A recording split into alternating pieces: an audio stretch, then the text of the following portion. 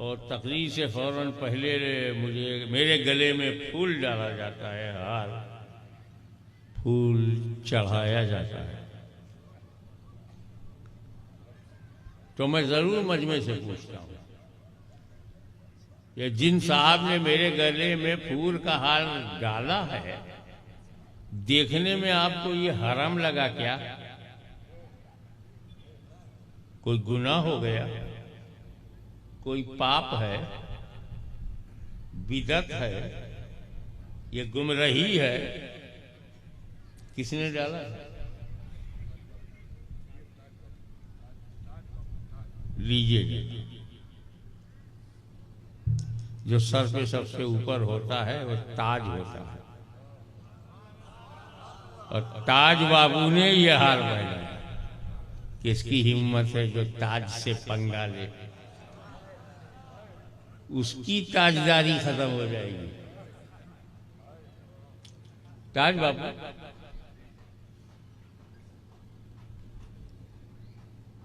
ये फूल आपने चढ़ाया, जिंदा समझ करके चढ़ाया या मुर्दा?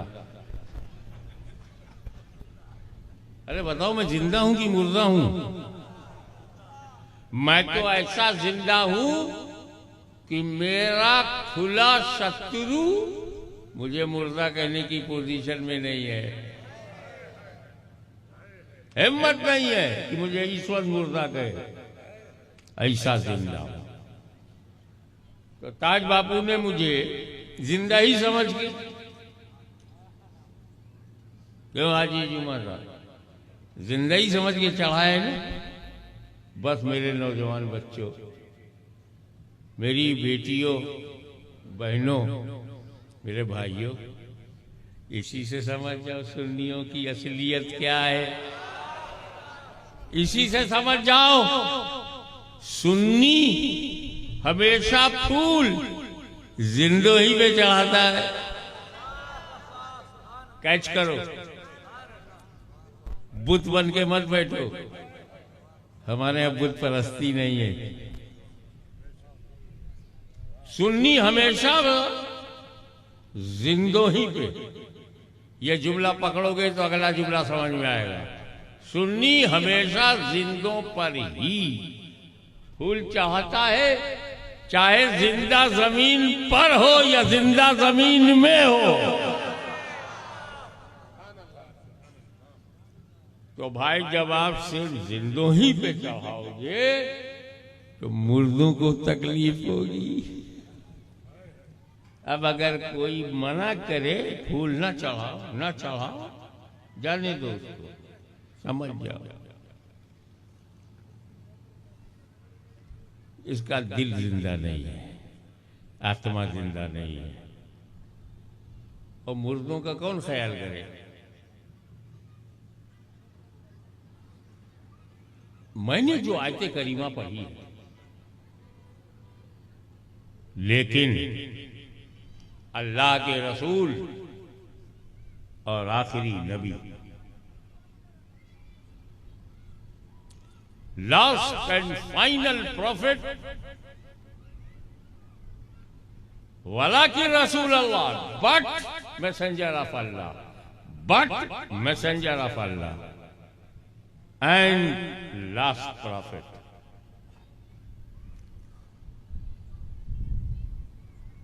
वला की रसूल अल्लाह खातमुल नबीयीन। क्या कहा? खातमुल नबीयीन कहा है, खातमुल मुरसलीन नहीं कहा।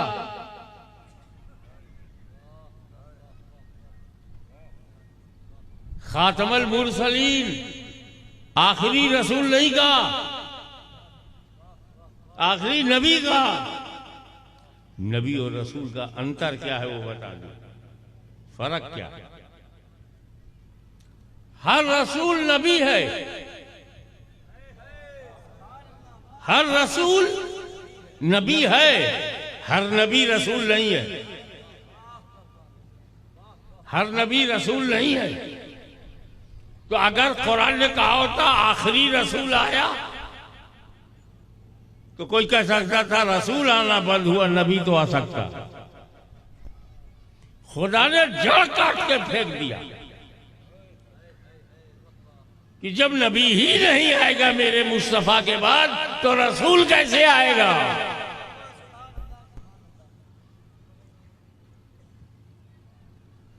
और आखिरी के बाद आता कौन है? किसानों को कैसे समझाऊं, खेतीहर को कैसे बताऊं, कृषि करने वाले को चल तेरी भाषा में बताता हूं।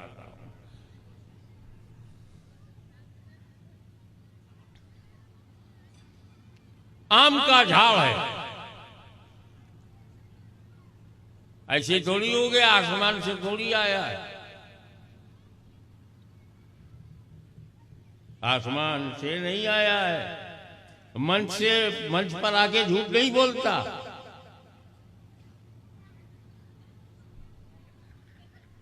कभी भी आम की बीज ने, गुठली ने कभी नहीं कहा हमको जमीन में डालो, अच्छे दिन आएंगे। वो बोलता नहीं, उसकी बोली हम समझते नहीं, पर ये लगता है कि झूठ नहीं बोलता। एक गुठली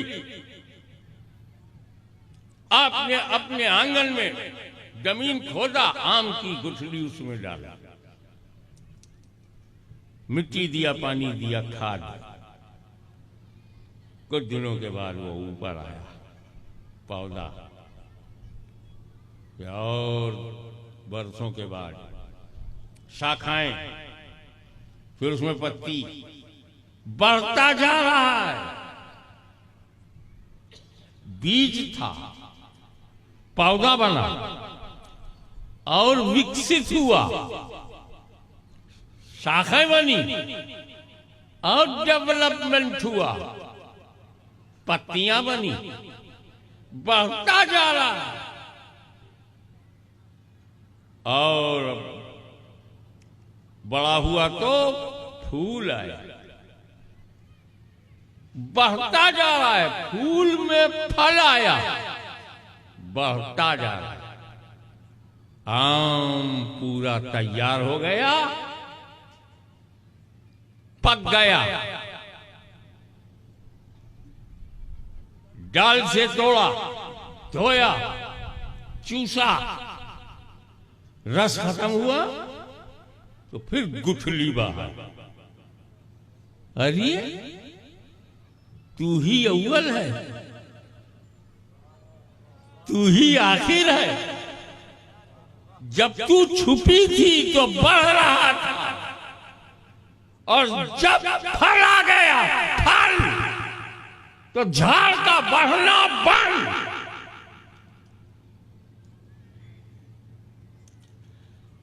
नबियों का सिलसिला चल रहा था, जब असली फल आ गया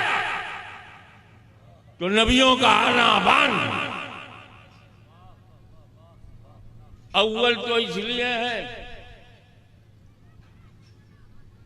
कि first of all which is created by Allah almighty is my नूर। अव्वलो मा खलक़ अल्लाहु नूरी, सर्वप्रथम अल्लाह ने जिस चीज की रचना की है मेरा नूर है। सबसे पहले बनाने वाला खुदा है, बनने वाला नूर, तीसरा नहीं है। बनाने वाला खुदा है, बनने वाला नूर कोई तीसरा नहीं है। तो जब खुदा ने नूर बनाया तो सबसे पहले नूर को खुदा ने देखा, और जब नूर बन गया तो नूर ने सबसे पहले खुदा को देखा। सुभान अल्लाह। इससे ज्यादा प्यार कोई क्या करेगा जो अल्लाह अपने महबूब से प्यार करता है। ए महबूब, सबसे पहले मैं तुम्हें बनाऊंगा, अपने करीब रखूंगा, मैं तुम्हें देखूंगा, तुम मुझे देखोगे, मैं तुम्हें देखूं, तुम मुझे देखो, मैं तुम्हें देखता रहूं, तुम मुझे देखते रहो। यही तो प्यार है, मैं तुम्हें देखता रहूं, तुम मुझे देख। यही तो ताल्लुक है, मैं तुम्हें देखता रहूं, तुम मुझे देखते रहो। ये मेरी मर्जी है, मैं तुम्हें देखता रहूं, तुम मुझे देखते रहो। मोहब्बत से तुम देखते रहो, मोहब्बत से मैं देखता रहा हूँ। मैं तुम्हें लव करूँ, तुम मुझे लव करो। मैं तुम्हें प्यार करूँ, तुम मुझे प्यार से देखो। महबूब, तुम मुझे अपनी तबीयत से देखते रहो, मैं तुम्हें अपनी मशीयत से देखता रहूँ। अल्लाह को देखो। अब एक बात और समझाने के लिए मैं इमाम साहब के पास आऊँगा। मस्जिद के इमाम होते हैं, हमारे मजहबी पेशवा होते हैं, उसमें मुफ्ती साहब भी होते हैं, अल्लामा भी होते हैं, मौलाना होते हैं। अब यह शाबान का महीना चल रहा है, हजरत शाबान, महामहिम शाबान, और इससे बड़ा महीना आने वाला है रमजान। 29 शाबान को चांद देखोगे कि नहीं? गवाही देनी होगी। रमजान के चांद की गवाही के लिए कितने गवाह चाहिए कम से कम? बोलो। 3 गवाह चाहिए। और कोई? अपनी अपनी नॉलेज बताओ ताकि मैं आपको ज्ञान दे सकूं। कितने गवाह कम से कम? 2, कम से कम। जी नहीं, न 2 न 3, 1 गवाह काफी। ईद के लिए कम से कम 2, रमजान के लिए 1 ही। अबे ईद का चांद देखने में रिस्क है कि बंदा सही बोल रहा है कि नहीं, इसलिए गवाह पे गवाह रखो। रमजान में नहीं जरूरत है। कौन बेवकूफ भूखा रहने के लिए झूठ बोलेगा? 29 शाबान को चांद नहीं हुआ है, कौन भूखा रहने के लिए बोलेगा मैंने चांद देखा?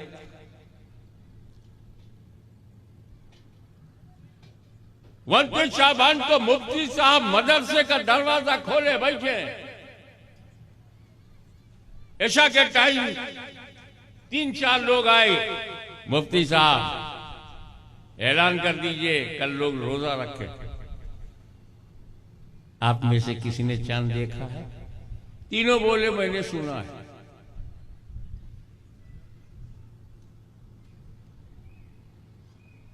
सुना है?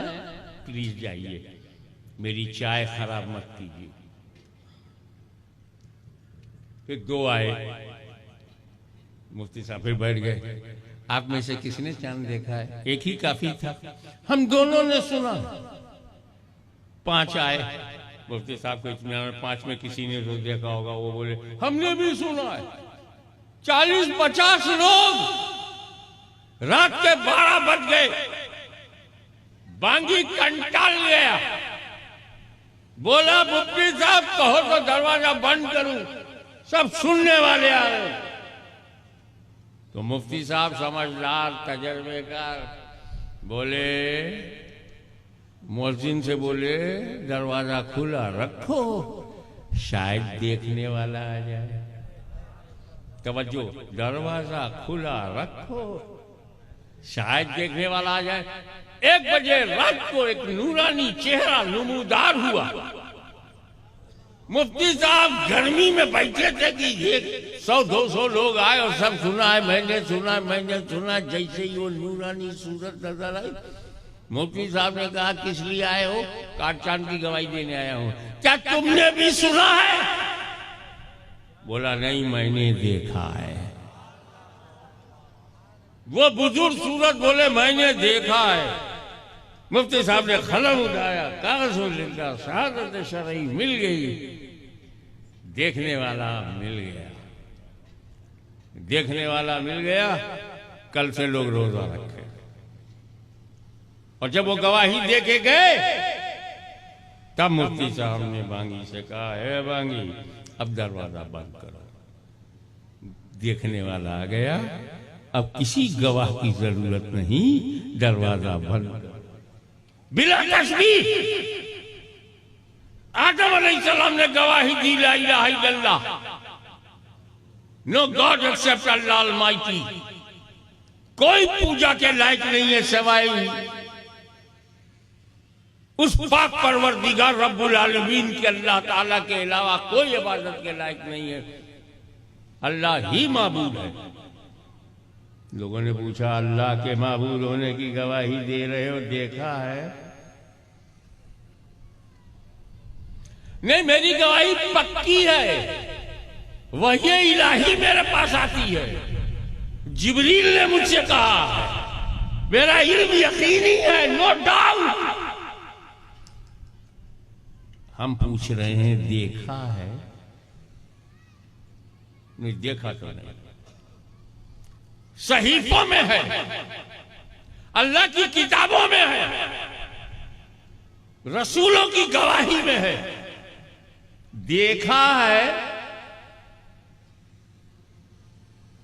किसी नबी ने ज़ाते किबरिया को नहीं देखा।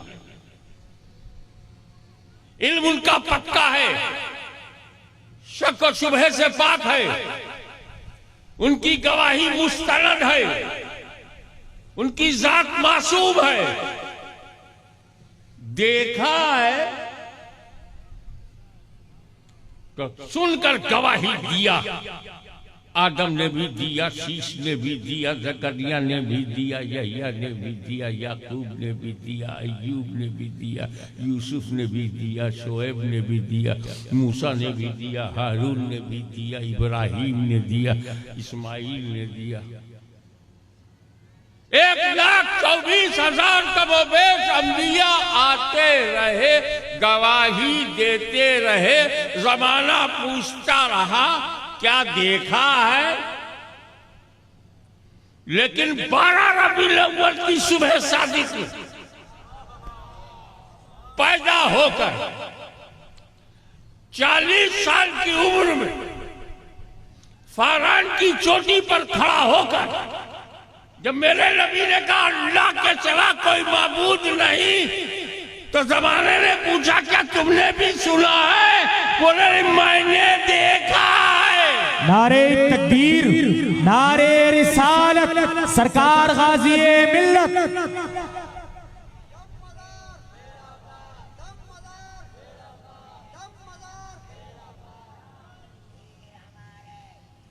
और जब रसूल पाक ने गवाही पूरी दे दी तो रब तबारक व तआला ने फरमाया देखने वाला आ गया है, अब नबूवत का दरवाजा बंद करो, रिसालत का दरवाजा बंद करो। अब सवाल ये पैदा होता है कि अंबिया जो आते थे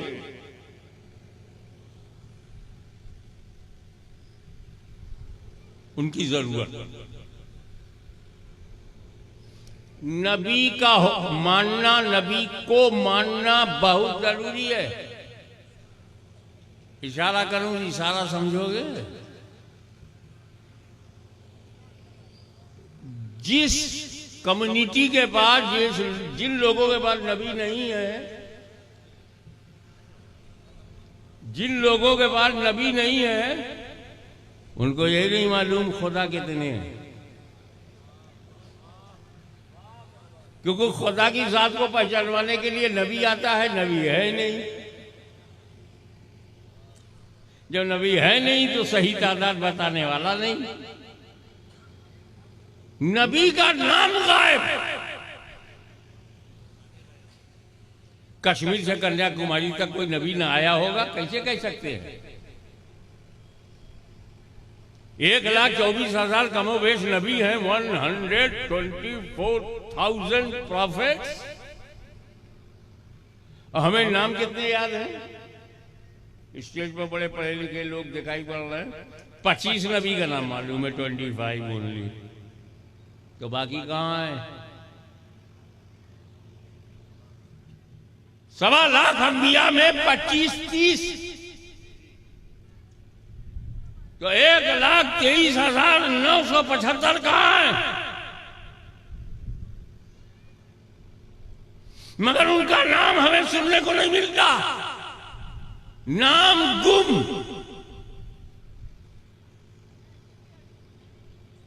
नाम ही गायब।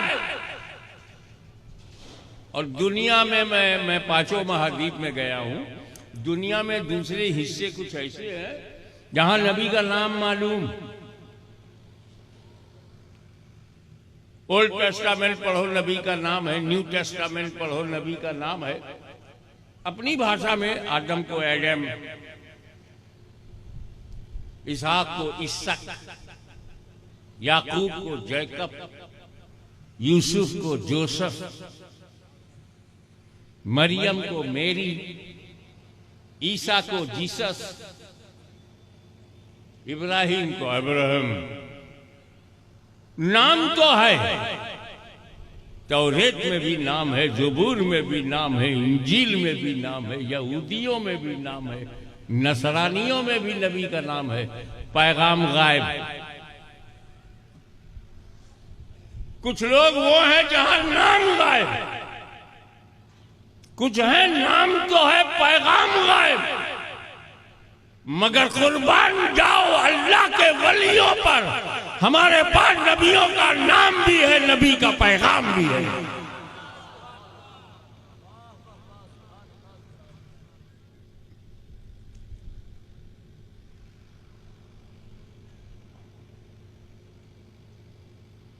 एक बात, जब तक आप ईश्वरवादी नहीं बनेंगे तब तक आपका प्रवेश धर्म में होगा ही नहीं। I am talking about all religion. किसी भी धर्म में घुसने के लिए खुदा को मानना होगा।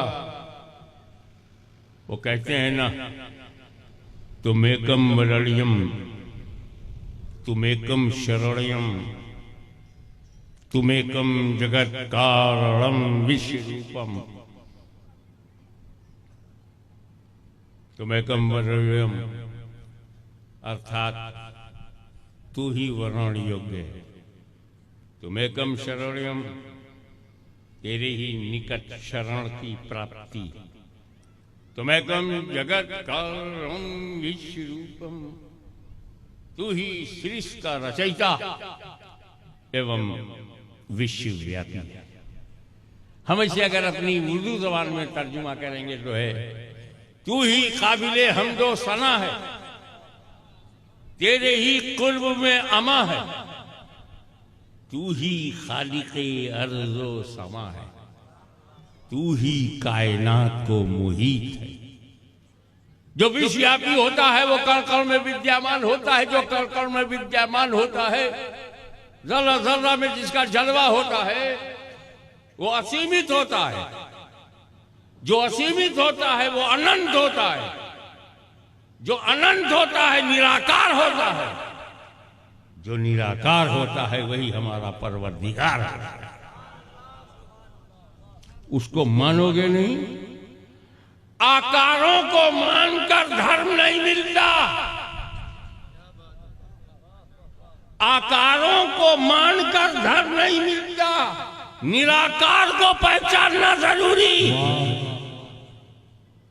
हम हैं सीमित, अल्लाह असीमित। हम हैं आकार, अल्लाह निराकार। हम हैं अंत, अल्लाह अनंत। हम हैं महदूद, अल्लाह लामहदूद। हम हैं लिमिटेड, अल्लाह अनलिमिटेड। कैसे जानोगे? कैसे पहचानोगे? हमारे पास जानने के लिए 5 ज्ञानेंद्रियां हैं। हमें ज्ञान देने के लिए भी है 5 सोर्सेज ऑफ नॉलेज। 5 आधार है, 5 जरिया है, 5 वसीला है जिसे हमें ज्ञान मिलता है। इसको छुआ, हाथ लगाया, कड़क है कि नरम है मालूम हुआ। ज़बान पे रखा, ज्ञान हो गया। नमकीन है कि मीठा है? आंख ने बताया काला है कि गोरा है। कान ने बताया आवाज सुरीली है या आवाज फटा बांबू है। कान ने बताया। नाक ने बताया सुगंध है कि दुर्गंध है। आपको जितना ज्ञान होता है, हाथ से होता है, मुंह से होता है, नाक से होता है, आंख से होता है, कान से होता है, अल्लाह कान में आता नहीं, आंख उसे देख सकती नहीं, नाक खुदा को सूंघ नहीं सकती, हाथ छू नहीं सकता, जबान चख नहीं सकता, ज्ञान कहां से आएगा? क्योंकि अल्लाह है गैब, गैबुल गैब, तो वही बताए जो खुद हो आलिमे गैब, और नबी होता ही है गैब की बात बताने वाला और खुदा का खलीफा। इन्नी जाइलुन फिल अर्द खलीफा। आदम अलैहिस्सलाम के बारे में बोला, इरशाद फरमाया कि मैंने आदम को जमीन में अपना खलीफा बनाने वाला। ये खलीफा क्या है?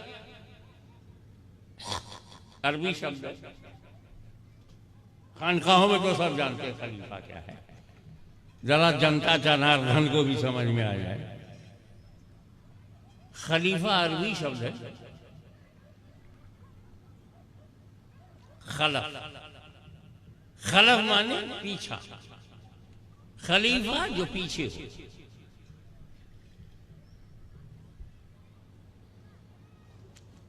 मेरे बाद मेरा खलीफा, मुझसे पहले खलीफा नहीं होगा, मुझसे पहले जो है वो मेरा सलफ है और मेरे बाद जो है वो मेरा खलफ है। मुहद्दिस आज़म हिंद मेरे सलफ हैं और नूरानी मियाँ मेरा खलफ है, सुबहानी मियाँ खलफ है, समदानी मियाँ खलफ है, मेरे पोते मेरे खलफ है और मेरा दादा मेरा सलफ है। पूर्वज वो है जो पहले है, उत्तराधिकारी वो है जो बाद में।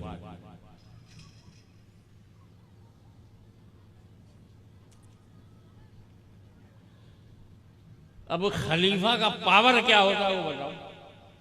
इन्नी जाइलुन फिल अर्दे खलीफा, अल्लाह ने खलीफा कहा, मतलब समझो। कैसे समझाऊं आपको? अपने स्तर से उतर करके आपके स्तर पर आकर के आपको समझाऊंगा। इतना आराम छोड़ करके यहां से बैठे हो तो कुछ ज्ञान लेके जाओ, कुछ अकीदा लेके जाओ। खलीफा, जब तक मैं हूं मैं काम करूं, मैं ना रहूं तो जो मेरी जगह आए वो मेरा खलीफा।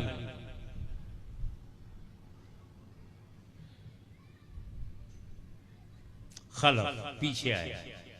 इमाम साहब 4 रकअत नमाज पढ़ा रहे हैं, 2 रकअत के बाद उनका वजू टूट गया, उनको पता है कि टूट गया, बेवजू नमाज पढ़ाना मना है। वो क्या करेंगे? पीछे 2 कदम पीछे आएंगे और उनके पीछे जो खड़ा है उसको इशारा करेंगे, वो आगे बढ़ जाएगा, 2 रकअत वो पढ़ाएगा। असल ना रहे तो जो पीछे है वो असल की जगह पर जो है, तो जब हम खुदा से डायरेक्ट मिल नहीं सकते,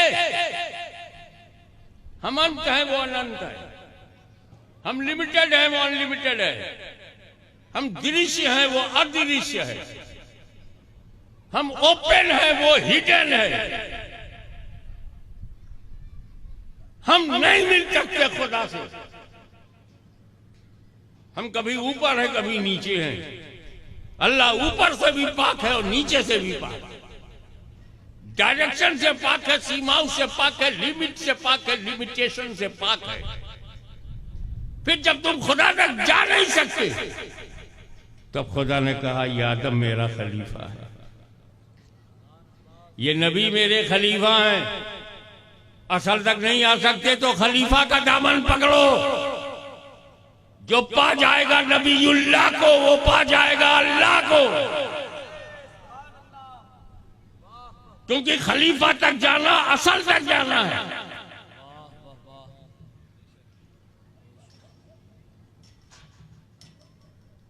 तो तो नबी आ रहे थे, अल्लाह के खलीफा आ रहे थे। अब नबी का आना बंद तो दीन फैलेगा कैसे, कयामत तक चलेगा कैसे? तो इस्लाम बोला घबराओ नहीं, अब नबी का खलीफा चलेगा।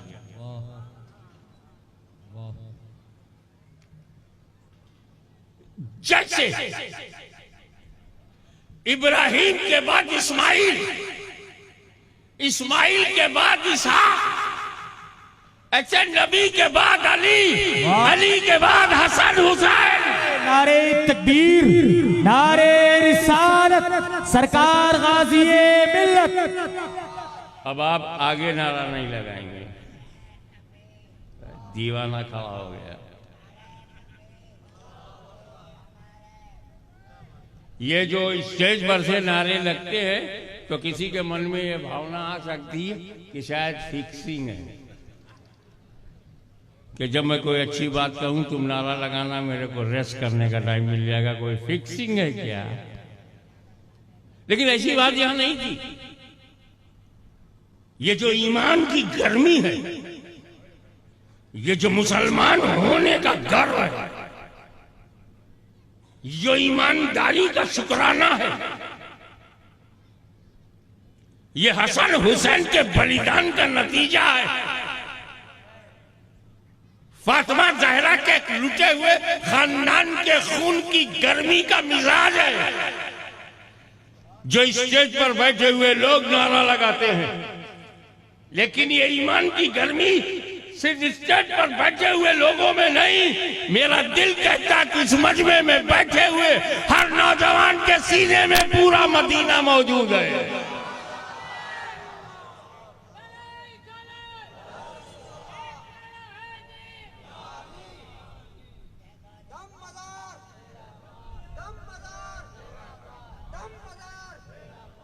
अब आइए, नबूवत का दरिया बहता रहा, अल्लाह ने डैम बना दिया, बस अब वलियों का दरिया बहेगा, अब वलियों का समंदर बहेगा। समंदर सब एक है। जो समंदर अली है, हसन है, हुसैन है,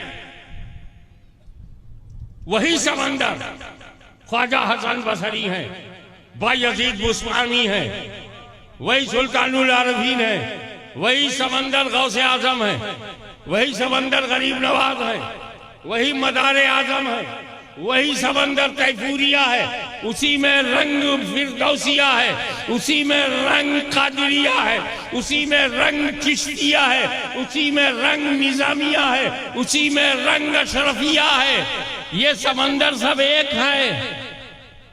ये जो तुमको फर्क दिखता है कि समंदर की लहरें, दरिया की लहरें एक दूसरे पर दिखती है ना, लहरें मारता है, कितनी उछाल है, कितना सर पटकती है लहरें, कितना अलग अलग दिखती हैं, अलग अलग दिखती हैं। बेवकूफो, ऊपर से देखोगे तो ये लड़ती हुई दिखेंगी, लेकिन अगर दरिया के डीप में चले जाओगे तो वहां सब एकता मिलेगी, शांति मिलेगी, एक जहती मिलेगी, एक ही अंदाज मिलेगा।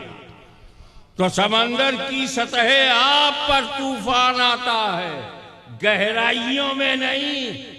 तो ये जितने औलिया अल्लाह हैं, ये मार्फत के समंदर की लहरें हैं, अलग अलग दिखती है, अलग अलग है नहीं। तो जो हुआ अली का वही सिद्दीक का, जो है फारूक का वही गनी का, जो सहाबा का वो अहले बैत का, जो अहले बैत का वो जाफर सादिक का, जो इमाम जाफर सादिक का वो अबू हनीफा का, जो अबू हनीफा का वो बायजीद बुस्तामी का, वही जुनैद बगदादी का, वही गौसे समदानी का, वही ख्वाजे अजमेरी।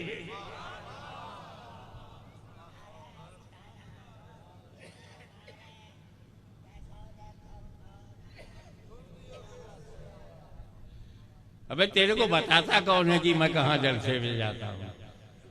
दीवाने की नजरों को जहां देख रहा है, दीवाना खुदा जाने कहां देख रहा है।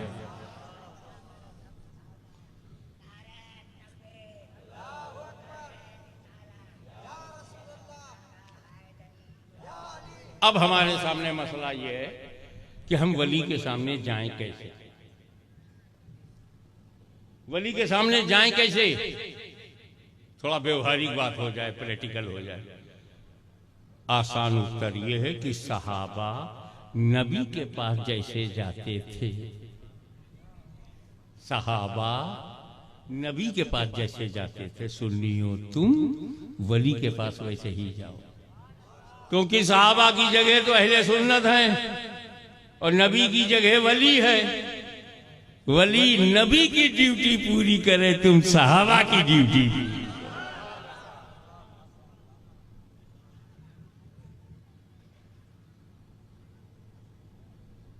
अब आप देखें, हर वो बात जो नबियों के जमाने में लोगों को नबी तक ले जाए, हर वो बात जो अंबिया के जमाने में, हर वो बात जो अंबिया के जमाने में अंबिया के पास ले जाए, काफिरों को बहुत बुरा लगता था, वो बात बहुत खराब लगता था। कुरान की तिलावत कान में पड़ जाए तो बंदा नबी के पास भागा जा रहा है, काफिरों को खराब लगता था। अजान की आवाज सुन करके लोग नबी के पास जाते थे, काफी बुरा लगता था। नबी की तारीफ सुनते थे तो ये तारीफ नबी के करीब ले जाती थी, काफिरों को बुरा लगता था। दुनिया के करीब चले जाओ, नबी के करीब न जाओ। पूरी ताकत लगाया अबू जहल ने की नहीं? पूरी ताकत लगाया अबू लहब ने की नहीं? अदबा और साहिबा ने पूरी ताकत लगा दिया कि नबी के पास न जाओ। अब नबी आना बंद, उनकी जगह वली। अब ताकत लगा रहे हैं वली के पास न जाओ, वली के पास न जाओ, वली के पास न। अबे वली के पास जाने में क्या प्रॉब्लम है? मार्केट जाने से नहीं रोकते हो, शॉपिंग करने से नहीं रोकते हो, नमक बनाने से नहीं रोकते हो, मछली पकड़ने से नहीं रोकते हो, गोश्त काटने से नहीं रोकते हो, सब्जी बनाने से नहीं रोकते हो, और बेपर्दा बाहर जाने से नहीं रोकते हो, शॉपिंग सेंटर में जाने से नहीं रोकते, औरतों को नौकरी करने से नहीं रोकते। बस वली के पास ना जाओ, जहन्नम में चले जाओ, वली के पास ना जाओ। एक साहब हमसे पूछने लगे, औरतों का कब्रिस्तान में जाना कैसा है? मैंने कहा देख, मैं मौलवी तो बना, 12 साल मेरे उसमें गए, लेकिन मैं तो फकीर के घराने में पैदा हुआ, दरवेशों की सोबत में रहा।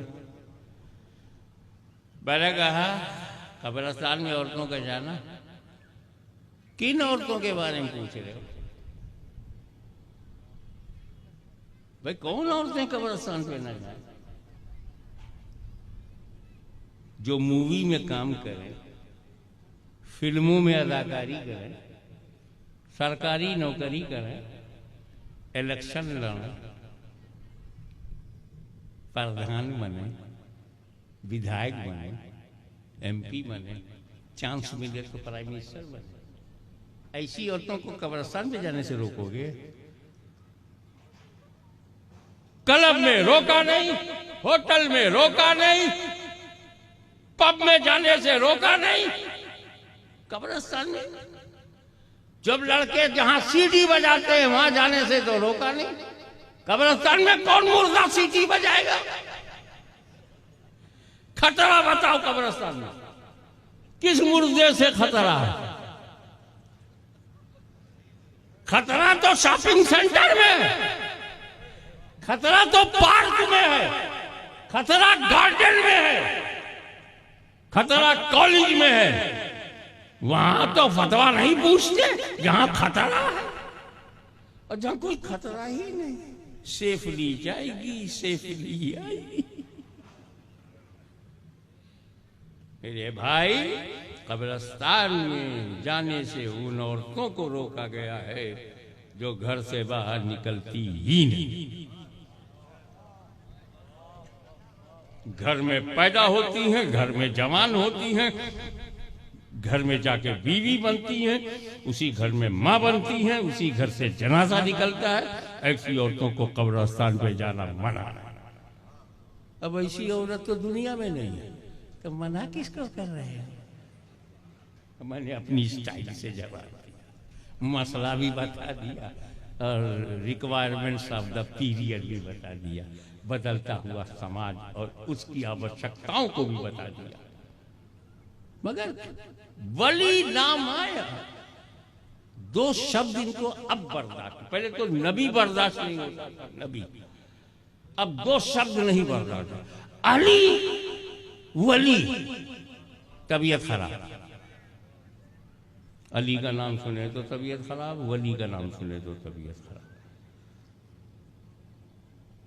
असल मामला क्या है? काफिर नबी के पास जाने नहीं देते थे, कुफारे अरब, कुफारे मक्का, उनके पास नबी नहीं था। अबू जहल के पास कोई नबी नहीं था, अबू लहब के पास नबी नहीं था, उसको जेलसी थी, जलता था हमारी कौम में नबी नहीं है और मुसलमानों के पास नबी है। ये तकलीफ थी।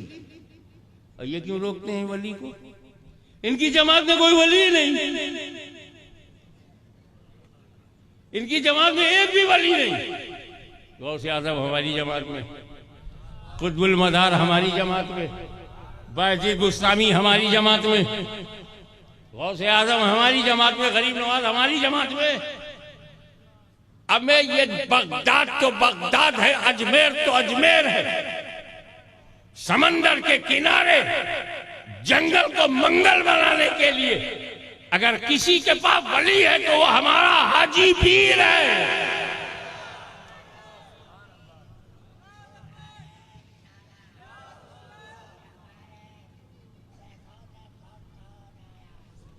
अगर एक तरफ सैयद जफर और सैयद मुजफ्फर ने इस्लाम का झंडा फहराया तो सैयद रिज़्क़ुल्लाह वहीउद्दीन सालिस ने पूरे काठियावाड़ में इस्लाम को फैलाया।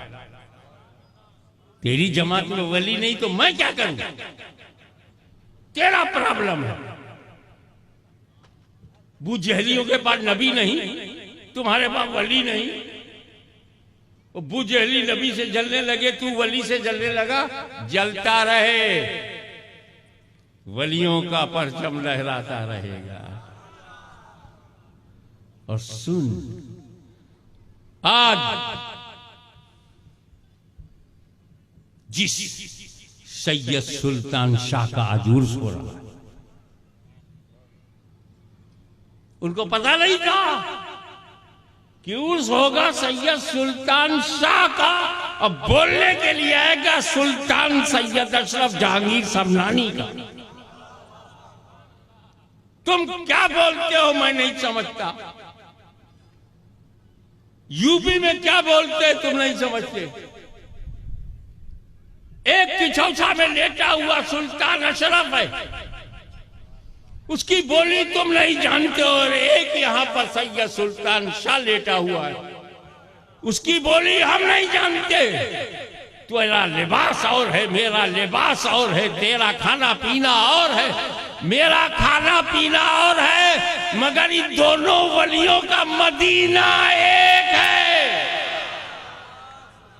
उसने हमें जमा किया।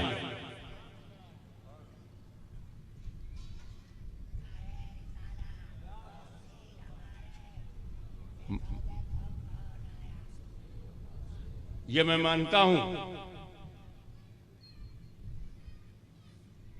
कि जब उर्स होगा तो चादर चढ़ेगी, तुम चिढ़ाते रहो, चादर चढ़ेगी, चढ़ के बोलेगी, चढ़ाई पे होगी। एक एक शब्द के अलग अलग माना है, समझते जाना। सर चढ़ के बोलेगी। काना देते हैं सुन्नियों को।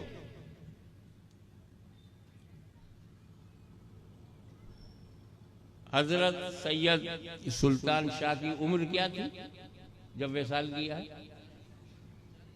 40 साल की उम्र। चादर चढ़ी हुई है ना मजार पे, चादर ताजा हवा चढ़ी हुई। आपको कुछ बुरा लगा सुन के? उनको क्यों लगता है? माल मेरा खर्च हुआ है, पेट में उनके तकलीफ है। जानते हो क्या टांटिंग करते हैं? व्यंग व्यंग ताना मारते हैं। क्या ये तुम्हारे सैयद सुल्तान शाह की कब्र में ठंडक लगती है क्या? काय के ऊपर से गलाब चढ़ाते हो?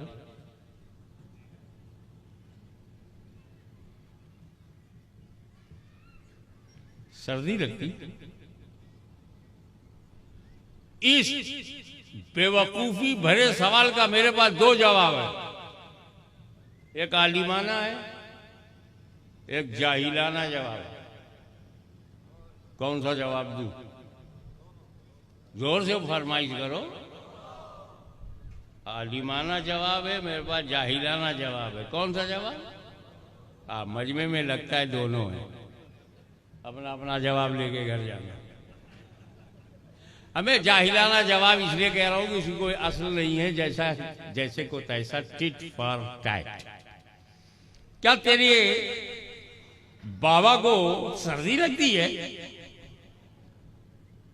तो सुन्नी ने जवाब यार देख भाई, हमारे बाबा सैयद सुल्तान शाह 40 साल तक 40 सर्दी, कच्छ की 40 गर्मी, 40 बरसात झेल चुके थे।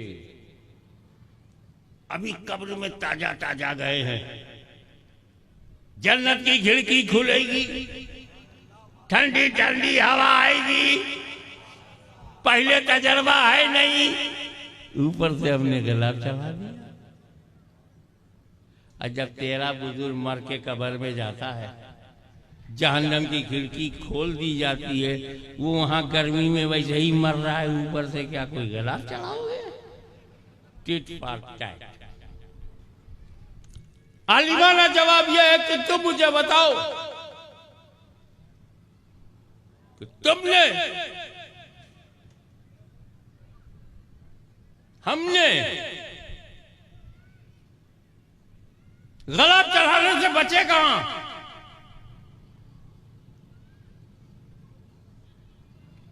मैं बताता हूं गुलाब की इंपॉर्टेंस, उसका महत्व क्या है।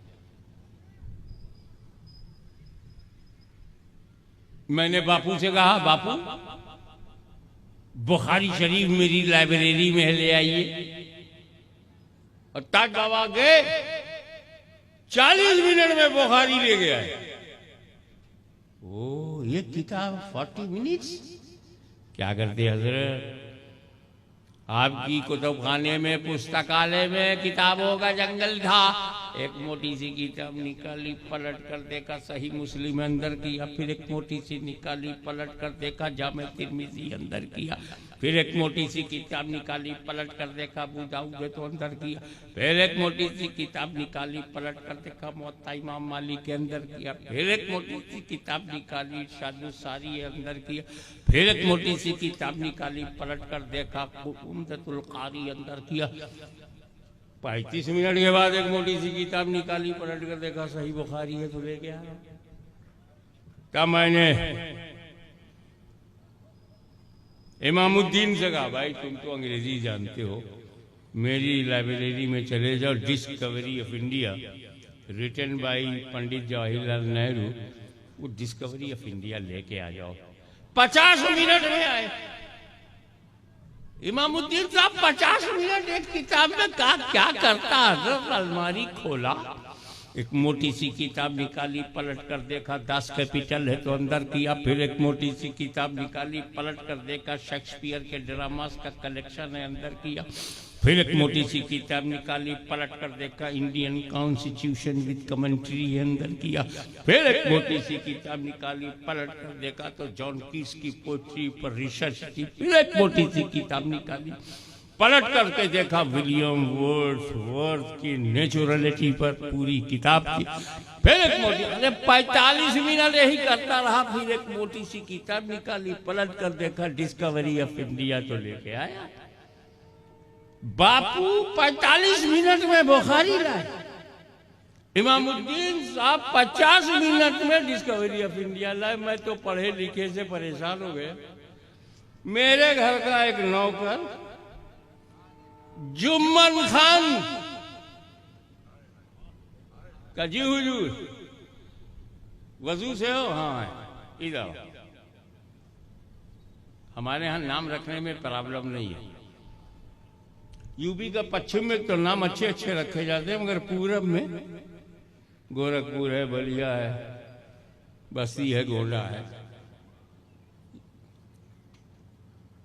पीर को पैदा हुआ तो पीर हुआ, मंगल को पैदा हुआ मंगेरू, बुध को पैदा हुआ बुध हुआ, जुमा को पैदा हुआ जुम्मन। कैलेंडर के हिसाब से रख लेते। जुम्मन खान जी जा खुरान लेके आ जाए। गया 5 मिनट में आया। ताज बापू 45 मिनट में बुखारी लाए।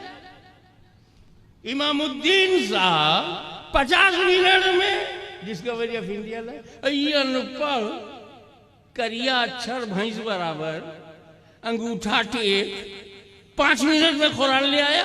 इतनी जल्दी कैसे खसाब? का हुजूर हमको तो अलमारी खोला, उलटना पलटना तो था नहीं, जिस पर गिलाफ देखा लिए चलाया। अब समझ में आया गिलाफ क्यों चढ़ाते हैं? ए कुरान, तवज्जो से, ये मैं तुमको पूरी तकरीर का इतर दे रहा हूं। एक कुरान, तुझे दुनिया की दूसरी किताबों के साथ रहना है, कहीं दूसरी किताबों के बराबर न समझा जाए। किताबुल्लाह पे गिलाफ चढ़ा दो। और ए मस्जिद हराम काबा, तू किबला है, तू काबा है, तू मस्जिद है, और दुनिया की दूसरी मस्जिदों के साथ धरती पर रहना है। कहीं दूसरी मस्जिदों के साथ रहने की वजह से काबतुल्लाह को दूसरी मस्जिदों के बराबर न समझा जाए। काबतुल्लाह पे गिलाफ चढ़ा दो। और कब्रिस्तान में दूसरे मुर्दों के साथ अल्लाह का वली लेटा हुआ है, कहीं दूसरे मुर्दों के बराबर न समझा जाए। वलीउल्लाह पे गिलाफ चढ़ा दो। नाराए तकबीर, नाराए रिसालत, हुजूर गाजिए मिल्लत, सेजादे गाजिए मिल्लत।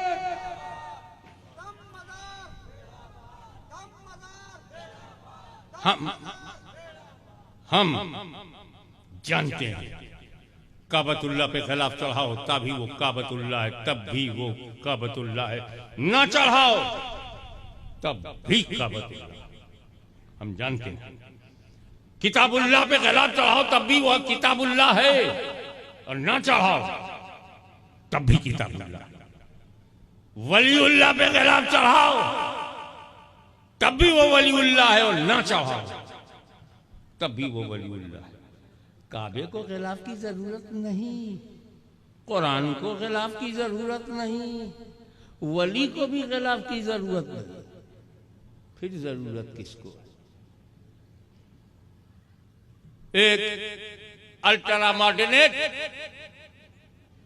मॉडर्न लड़का बाबा कॉलेज से निकला, अपने साथी को बोला, O my dearest friend, please come to me, take my books and copies, put in your hand for few moments, I am going to make water.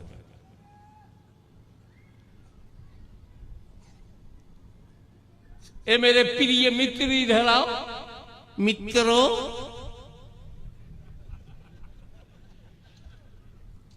भाई इधर है, बहनें उधर है, भाई बहनों, you are my best friend.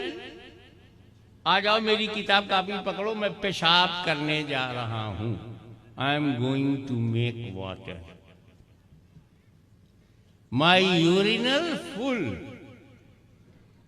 protesting me please open the door. मैं पेशाब करने जा रहा। अब गया सड़क के किनारे किनारे, खड़े खड़े। टेलर मास्टर की मेहरबानी, बटन तक नहीं, जिप एक ही झटके में गेट ओपन। खड़े खड़े। ये तो हमारा देश है, कुछ ही काम हम खड़े खड़े कर लेते हैं। मैं जब यूरोप, अमेरिका और कनाडा गया तो मैंने देखा वहां तो बहुत सारा काम खड़े खड़े। हमारे यहाँ कुत्तों का भी मौसम होता है, उन गोरों का कोई मौसम ही नहीं। Our dogs better than them. Bharat के कुत्ते उनसे अच्छे हैं। जब भारत के कुत्ते इतने अच्छे हैं तो भारत की धरती पर अल्लाह का वली कितना अच्छा है। उस भारत का कोई कुछ बिगाड़ नहीं सकता जिस भारत में हम हैं, अहले सुन्नत हैं, अहले मोहब्बत हैं। क्योंकि हमको हिंदुस्तानी बनाने में जमीन का हाथ नहीं, ख्वाजा मोइनुद्दीन का हाथ है।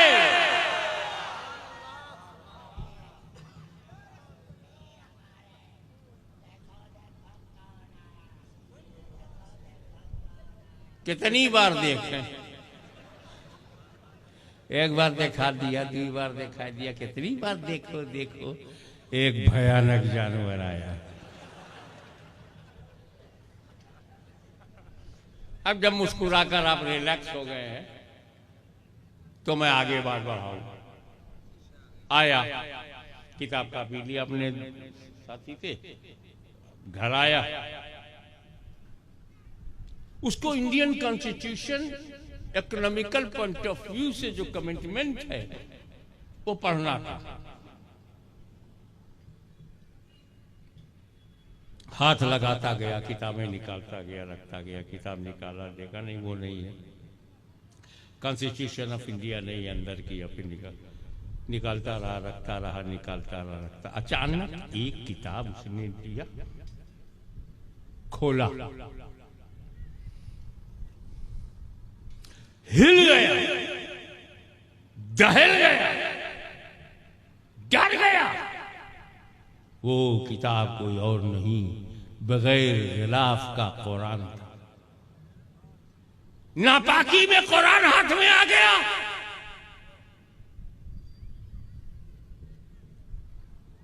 खौफ के मारे कांपने लगा। सीधे कुरान को अलमारी में रखकर अपने बाप के पास गया। अब्बा, आपने मेरी लाइब्रेरी में कुरान रखा, अच्छा किया, पर उस पर गिलाफ तो नहीं चढ़ाया। कहा, क्या बेटा कुरान को गिलाफ की जरूरत है? अब्बा, कुरान को गिलाफ की जरूरत नहीं है, मुझ जैसे नापाकों को गिलाफ की जरूरत है। अगर कुरान पे गिलाफ होता तो मैं नापाकी हालत अपनी जानता था। मेरी उंगलियां जब किताबों को छू रही थी तो अगर गिलाफ दिख जाता तो गिलाफ को देखकर मेरी उंगलियां कतरा जाती और नापाकी में कुरान छूने की गलती न हो।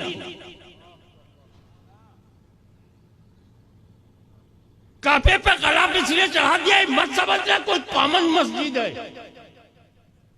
बावजूआना बादवाना कुरान पर इसीलिए गिलाफ चढ़ाया गया कि कहीं गलती से नापाकी में छू न दो, बच जाओ गुनाह से। तो जहां गिलाफ देखेंगे, अगर आप नापाक है तो उंगलियां कतरा जाएंगी। इसीलिए हम वलियों की कब्रों पर गिलाफ चढ़ाते हैं। जो पाक हैं वही छुएं, जो नापाक है वो मजार से कतरा के चले जाएं। तो यहां तुम उर्स करते रहो, इन्हें कतराने दो, हम छुएंगे क्योंकि पाक हालत है। ये कैसे छुए जब हालत पाक नहीं है। इसीलिए पाक उंगलियां गिलाफ को छूती हैं, नापाक उंगलियां गिलाफ देख के कतरा जाती हैं। जब कभी इन्हें कतराता हुआ देखना, समझ जाना किस बुरी हालत में है। वाखिर दावाना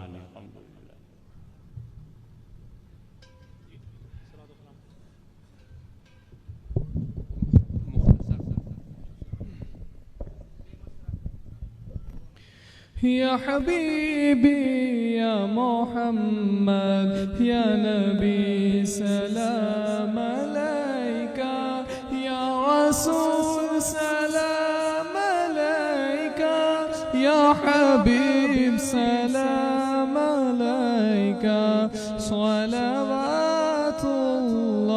अलैका या नबी सलाम अलैका या रसूल सलाम अलैका या हबीब सलाम अलैका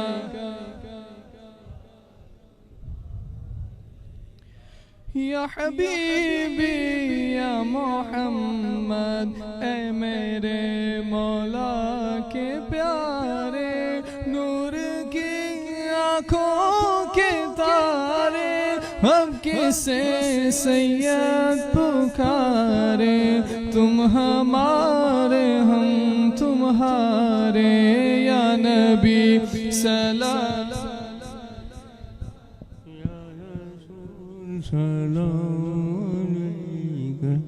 या हबीब सलाम अलैका सलवातुल्लाह। मेरी दिली ख्वाहिश है, एक मौका अच्छा है, उसका मौका है, रूहानियत इस वक्त जलवागर है। आप यहाँ से खाली हाथ न जाएं। और मेरा चूंकि रूहानी खूनी नस्बी सारा रिश्ता इमाम हसन गौस आज़म इमाम हुसैन से और मखदूम सुल्तान सैयद अशरफ जहांगीर समदानी से, मैं चाहता हूँ कि मैं आपको कनेक्ट कर दूँ। अमल का दारोमदार नियत पर। आप नमाज पढ़ते हैं, नमाज है, लेकिन नियत अगर फ़र्ज की है तो फ़र्ज ही अदा होगा। नियत सुन्नत की है तो सुन्नत, नियत नफिल की है तो नफिल। यहां भी आप 3 नियत कर सकते हैं। पहली नियत, वो लोग जिनके पीराने बरहक हैं, जो मुरीद हो चुके हैं, उनकी नियत ये हो कि मैं इसलिए ये कनेक्शन ले रहा हूं कि मेरे पीरो मुर्शिद से मेरा रूहानी कनेक्शन और मजबूत हो जाए। ये नियत,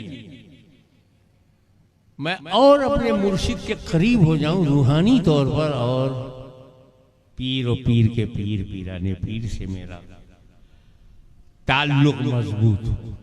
ये नियत हो। दूसरी बैत की नियत, और तीसरी ना सिर्फ तौबा की नियत। इस महफिल से, मजलिस से मैं पाक साफ होके घर जाऊं। तो तौबा की नियत,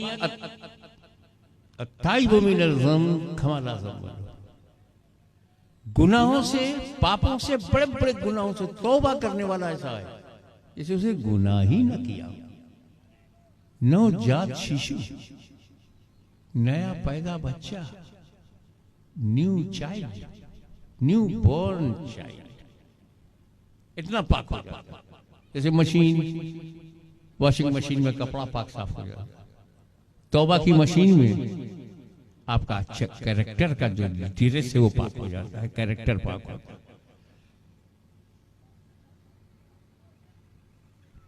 हुजूर सल्लल्लाहु अलैहि वसल्लम को जब ये पता चला कि उस्मान गनी को मक्के में शहीद कर दिया गया है, तो हुजूर ने पेड़ के नीचे, कहकर दरख्त के नीचे सहाबा को बुलाकर बैअत किया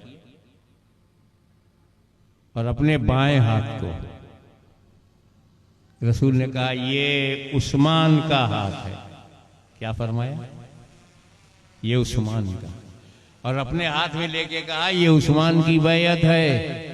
अबे कुर्बान जा उस्मान गनी पे, रसूल अपने हाथ को उस्मान का हाथ कह रहे हैं। ऐसे बड़े बड़े सहाबियों का एहतराम किया करो। अली के दोस्त हैं, उस्मान गनी अली के दोस्त हैं। और बताऊं, दोनों नबी के दामाद हैं, बड़ा करीबी रिश्ता है दोनों में। तो तुम अपने बाएं हाथ को अपना समझ लो और दाहिने हाथ को मेरा हाथ समझ लो, और अपने बाएं को दाएं में दो। पीर से तजदीद बैयत की नीयत है कि मैं अपने ही पीर से बैत हो रहा हूं, या मैं बैयत कर रहा हूं, या मैं तौबा कर रहा हूं। इन तीनों नियतों में से जो नियत करोगे वही होगा। अब आप मन से, विश्वास से, ईमानदारी से, पूरी गहराई से, आत्मा के साथ, सच्चाई के साथ जो मैं कहूं उसे आप दोहराएं। बिस्मिल्लाहिर्रहमानिर्रहीम, ला इलाहा इल्लल्लाह मुहम्मदुर रसूलुल्लाह सल्लल्लाहु अलैहि वसल्लम। ए अल्लाह, हमने तौबा किया अपने तमाम छोटे बड़े गुनाहों से। ए अल्लाह, उन गुनाहों से भी तौबा जिसे मैंने जानबूझकर या भूल कर किया। उन गुनाहों से भी तौबा जिसे मैंने एलानिया या छुपा कर किया। मेरे मालिक, हमारी तौबा कबूल फरमा।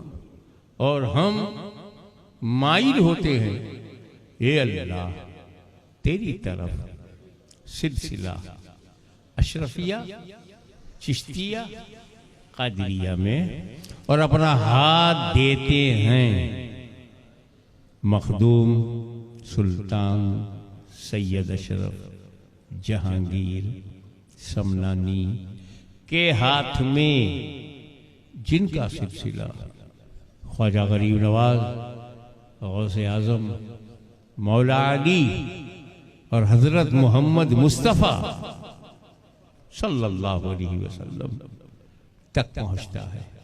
ए अल्लाह, इन सिलसिलों की रहमतें, बरकतें, नेमतें दुनिया व आखिरत में नसीब फरमा, और कल कयामत के दिन इन्हीं नेक बंदों के साथ मुझे उठा। आमीन, अल्लाहुम्मा आमीन। दुआ के लिए अल्लाहुम्मा सल्ली अला